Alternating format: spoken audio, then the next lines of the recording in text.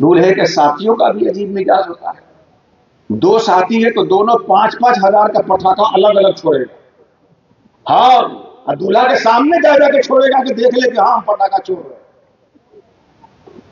दोस्त की शादी में हम 5,000 का पटाखा भी छोड़ देते हैं, और साल भर के बाद उसी बच्चे की और उसी दोस्त की जब लड़का पैदा होता है, लड़की पैदा होती है, तो कोई पढ़ने के लिए उस बच्चे को 5 रुपए का पेंसिल नहीं देगा। ये अपनी सोच बदलें। जब तक आप अपनी सोच नहीं बदलेंगे, अल्लाह आपकी जिंदगी नहीं बदलेगा, आपके हालात नहीं बदलेंगे। जो काम आप कर सकते हैं वो खुद नहीं करेंगे।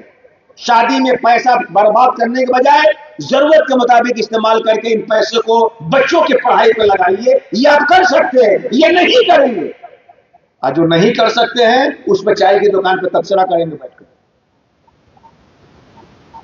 आप हिंदुस्तान में खास तौर पे माइनॉरिटी में, अकलियत में, अल्पसंख्यक है, हुकूमतें बनती हैं अक्सरियत की ओर से। लोग जिसको ज्यादा चाहेंगे उसकी हुकूमत बनेगी। आप अपने से कुछ नहीं कर सकते हुकूमत बनाने में। लोग जिसे चाहेंगे बनाएंगे, जिसे चाहेंगे कुर्सी पे उतारेंगे, जिसे चाहेंगे बैठाएंगे। इस पे आपको कितना अफसोस है कि फला कैसे बैठ गया, फला कैसे बैठ गया। अरे हिंदुस्तान के लोग जिसे बैठाएंगे वो बैठेगा, जिसे उतारेंगे वो उतरेगा। लेकिन आप अपनी शादी को सस्ती कर सकते थे, ये नहीं करेंगे। जो कर सकते हैं वो नहीं करेंगे, और जो नहीं हो सकता है आपसे उसके ऊपर वावेला मचाएंगे। खुदा के वास्ते निकाह में जो पैसे आपके बर्बाद हो रहे हैं उसको बचाइए और बच्चों की पढ़ाई पे लगाइए।